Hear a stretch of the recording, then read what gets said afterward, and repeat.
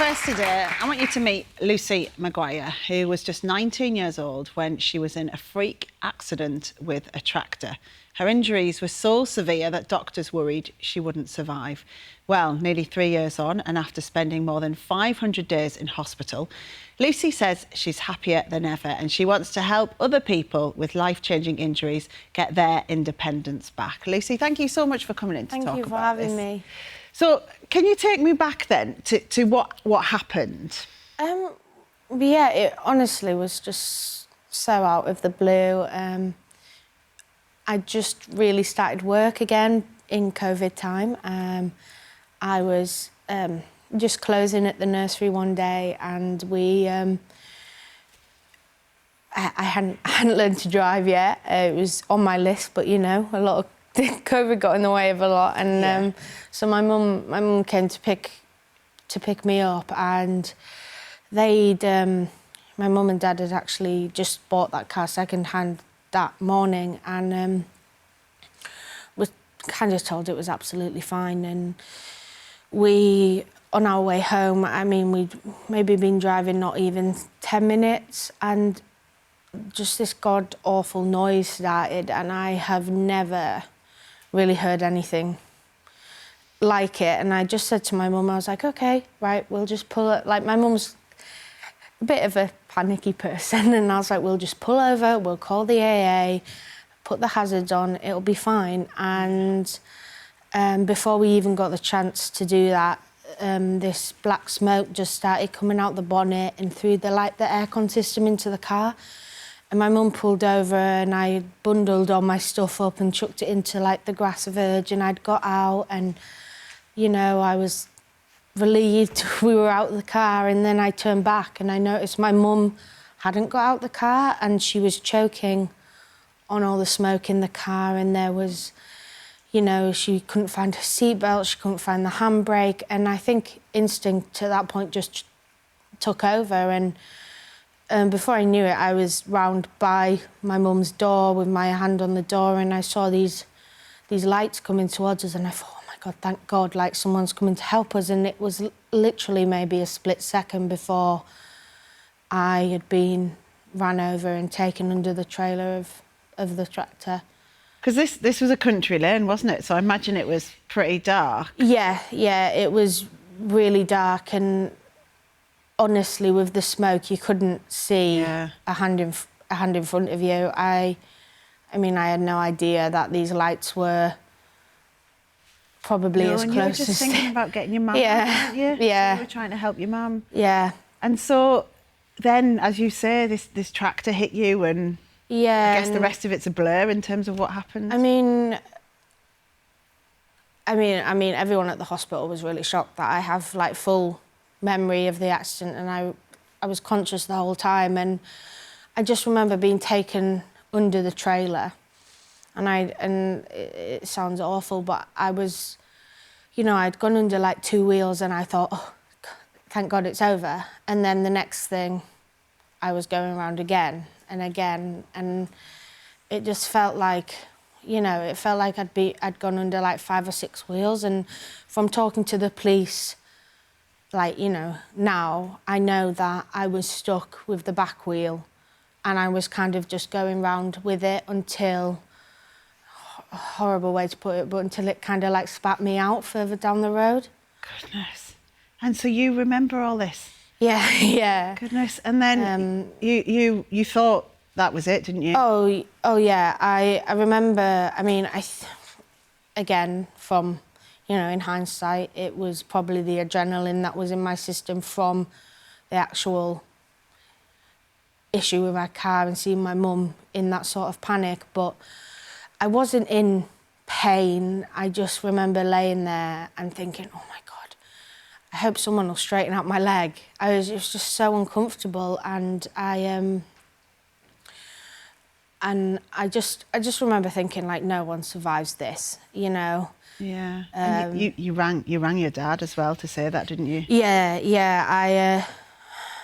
I don't know. I think in the shock of it all, I thought it would be really good for him to hear from me, and I rang him, and my mum put me on the phone, and he said, Rock, you need to listen to this. Yeah. And I just said, hi, Dad, you know, and I was really upbeat and positive, and I was like, I've just been run over by a tractor, but I'm okay, like, don't worry, and... Goodness, you were always thinking about other people. Yeah, and I just added it at the end saying, please don't panic, I'm not afraid to die, which was kind of... Gosh, that must have been the hardest conversation you've ever had. I think for me, I thought him knowing I wasn't scared would be... Yeah. calming, when actually me telling him that I thought I was about to die was most probably the worst thing he's ever heard in his life. But I bet he knows, given you are the person you are, that you have fought your way back to health, haven't you? Tell us about that, what it's been like in that process. I think, you know, all my family will tell you I'm stubborn, and I always have been, and I think to start with, it was just looking at making it through the hour, never mind the day. And like for me, I remember I woke up and I remember looking at the clock, and I genuinely thought, that can't be right. You know how hospital clocks have the date? And it was the first time I remember registering the date, it was March. And obviously the accident was in January, wasn't it? Yeah, so I was like, oh my God, like, I've time travelled, you know, like, is this, you know,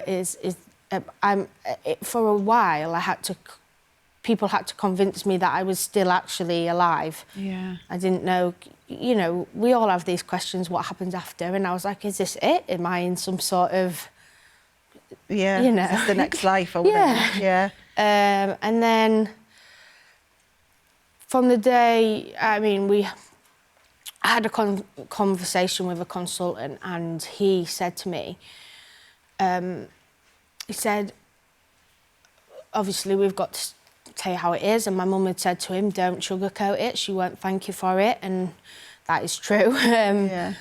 And he had said to me, he said, we've been in touch with the military hospital in Birmingham, because the only thing we could liken your injuries to was someone who'd been blown up. And I was told I'd probably never sit again, never mind the amazing things I've come to do. But, you know, at that point I was like, and it's different for everybody, but at that point I was like, oh no. I was like, if I've got to live, I can't live like this. Yeah. And it was just you know, for me at the start, it wasn't about me. I'd put my family through probably the worst experience they were ever going to go through, you know, and I thought, I can't give up for them. And you've absolutely got yourself back to probably a position no one ever thought you would. Oh yeah, 100%. And mentally as well, like, it's changed. Like, the first, after the 18 months in the hospital, I went to a rehab facility in London, and in 2 days they had me up walking in bars, and What did that feel like? I have never, you know, I'd stood in the hospital before, but with 6 people around me holding me on a frame. Yeah. I never ever expected to be vertical ever again. Like, I know it's a weird way to put it, but I just never expected it to happen. And that was the change. That was where it went from, I'm not doing this for anyone else. Yeah. I'm doing this for me. You know, I'd fought this whole time to be with my family, but now I'd felt this like immense feeling of pride, and I was like, that was something I'd just not felt for almost like 2 years. You know, I'd hated my body, or my injuries, I should say, for the whole time I was in the hospital, and I closed off every door that I ever wanted to go down. I thought my life was over, and I got up and I did that, and I thought, oh my God, I can do this. This is what I'm made to do. And unsurprisingly, given the kind of selfless person you are, you're now working with the charity that helped you, aren't you? Tell us about that. I am, yeah, and you know, I'm so proud of everything we've done recently for that. And so Day One Trauma Support are this incredible charity that started, I want to say, at the LGI. This is the Leeds General The Leeds General Infirmary, yeah. And they... Yeah, it was a doctor there, wasn't it? Yeah. They came to me in a time where I just... I didn't want... It's not that I didn't... I don't know, I don't even think I wanted to live. I didn't know what my life could have been, and I didn't want to carry on. And the amazing thing about Day One is, I mean, hopefully, for me anyway, like I'll do this someday, but they have this peer support like network, and you can go and like that someone can come and sit with you in hospital and talk to you about... So me and my mum are both interested in this, actually. My mum would go and talk to maybe family or someone because she's been through that aspect. And I could go and talk to someone and say, look, this is the worst time of your life, but I promise you it will get better. And for you as well, you are now living independently, aren't you? You've got your own bungalow. And tell me about life now. I mean, my family are amazing and they have been a great support, but yeah, I've got my own bungalow, and that for me was so scary. Coming out of hospital, I didn't have a home to go to. You know, I didn't know what my life was going to be at all. And again, Day One spoke to me about, you know, those financial aids they are. Like at 19, I didn't know about benefits and what was out there for me. You know, I was expecting to work my way through life and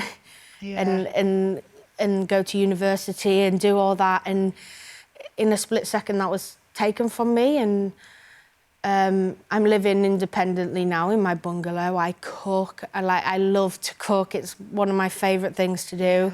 I cook for me and my mum every day.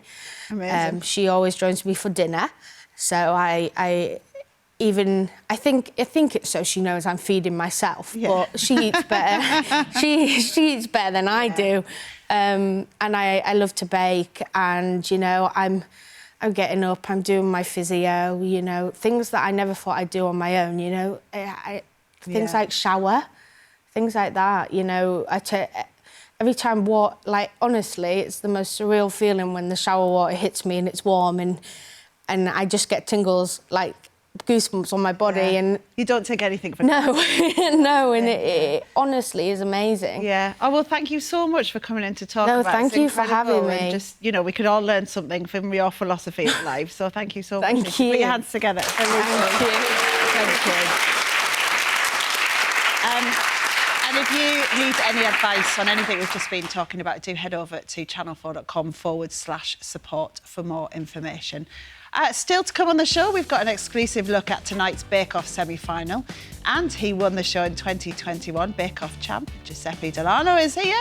He'll be making his coffee cake after the break.